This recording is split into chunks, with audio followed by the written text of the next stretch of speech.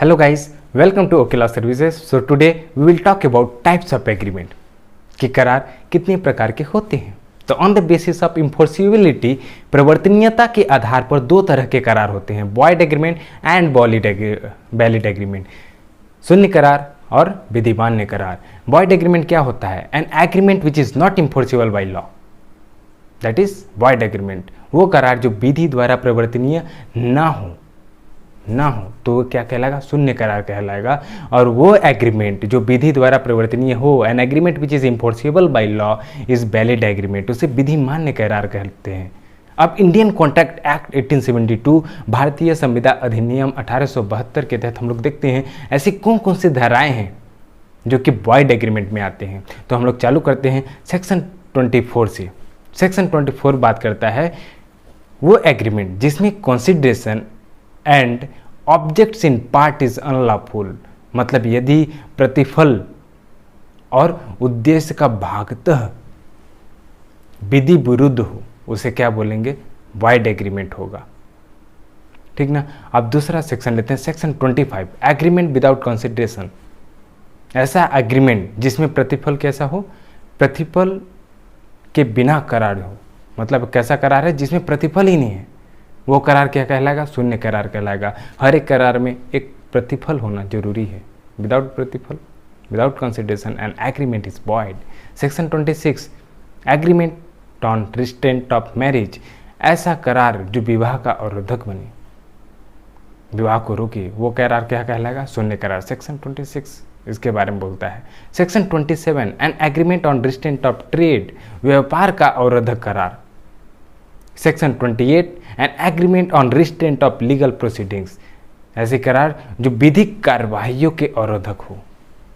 Section 29, agreement on uncertainty, जो अनिश्चितता का करार हो।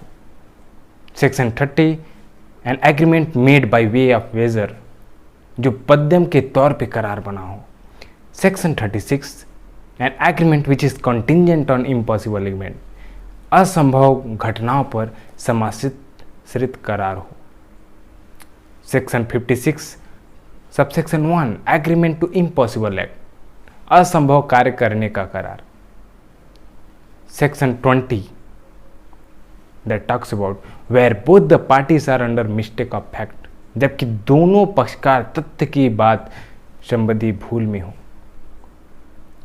ठीक। अब एक लास्ट पॉइंट है इसमें, एग्रीमेंट विथ माइनर, अल्पवयस्क के साथ करार।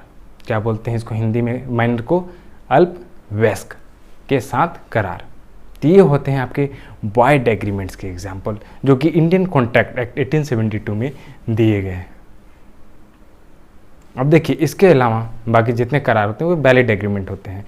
वैलिड एग्रीमेंट कैसे हो गए? जैसे अब जिसमें ऐसा रिस्ट्रिक्शन ना लगा हो, रिस्ट्रेंट ऑफ मैरिज का ना लगा हो, रिस्ट्रेंट ऑफ ट्रेड का ना लगा हो, रिस्ट्रेंट ऑफ लीगल प्रोसीडिंग का ना लगा हो, अनसर्टेनिटी ना हो, वे ऑफ वेजरिंग के द्वारा कॉन्ट्रैक्ट ना बना हो, ऐसा कॉन्ट्रैक्ट ना बना हो जो कि इम्पॉसिबल इवेंट पे डिपेंडेंट है, ऐसा इवेंट जो कि इम्पॉसिबल होगा ही नहीं उस पर डिपेंडेंट है, या फिर ऐसा एग्रीमेंट जो इम्पॉसिबल एक्ट करने के लिए है, या फिर जहाँ पे दोनों पार्टीज भूल में हों।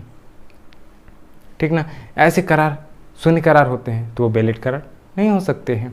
तो वैलिड एग्रीमेंट क्या होंगे? जो ये सब पॉइंट्स ना लाएं, वो एग्रीमेंट में ना हो, जो ये सब पाबंदियाँ ना लगाएं, और साथ ही साथ मेजर हो, साउंड माइंड हो, मतलब they are competent to contract. और दूसरा चीज़, वो किसी भी तरह के फोर्स, अनड्यू इन्फ्लुएंस, कोएशन, ठीक ना, इस तरीके से या फिर मिस रिप्रेजेंटेशन इस तरीके से फंसाया गया ना हो, उनका फ्री कंसेंट हो, तो सारे करार क्या होंगे? वैलिड एग्रीमेंट होते हैं, जिसको हम लोग कॉन्ट्रैक्ट बोलते हैं। एक वैलिड कॉन्ट्रैक्ट होता है वो।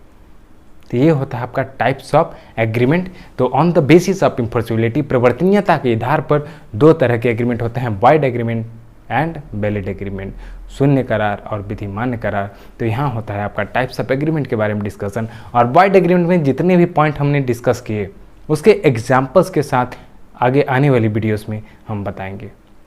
अब एक ही वीडियो में सारा चीज़ कंटेंट कवर करना देखिए थोड़ा मुश्किल होता है, प्लस समझने के लिए भी मुश्किल है, इसलिए आगे ऊपरी भाग जाने फिर उसके बाद डेप्थ में जाएं। तो अभी हम लोग ने सर्टेन पॉइंट्स बताए जैसे कि restraint of marriage, restraint of trade, restraint of legal proceeding, uncertainty, wagering agreement हो गया, वे ऑफ वेजर वाला वेजरिंग एग्रीमेंट हो जाते हैं, कंटीजेंट कॉन्ट्रैक्ट हो जाते हैं। तो इन सारे कॉन्सेप्ट के बारे में हम लोग आगे आने वाले वीडियोस में बात करेंगे इन डिटेल। अभी हम लोग ने ब्रीफ में जान लिया कि वॉइड एग्रीमेंट क्या होते हैं और वैलिड एग्रीमेंट क्या होते हैं, और essential elements of valid agreement क्या होंगे वो हम लोग आने वाले वीडियोस में जानेंगे। तो अभी तक आप लोगों ने सब्सक्राइब नहीं किया होगा तो प्लीज़ सब्सक्राइब कर लीजिए हमारे चैनल को।